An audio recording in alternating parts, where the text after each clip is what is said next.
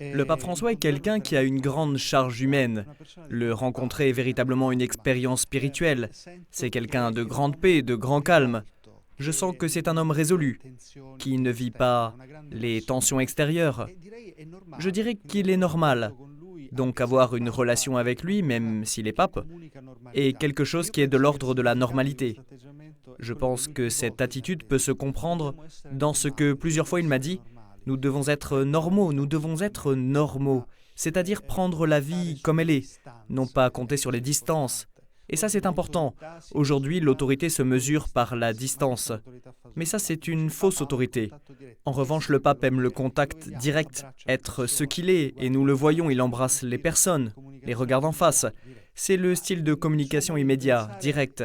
Son mode de pensée est celui qui est lié à notre temps, c'est-à-dire au processus.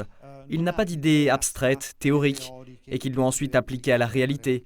Le pape aime suivre les processus qui se déroulent dans le temps, dans l'histoire. Donc il comprend ce qu'il doit faire au fur et à mesure que le temps passe, au fur et à mesure que les événements arrivent. Il Papa, la Chiesa è essenzialmente missionaria. Questo l'ha detto più volte, l'ha ripetuto anche nell'intervista.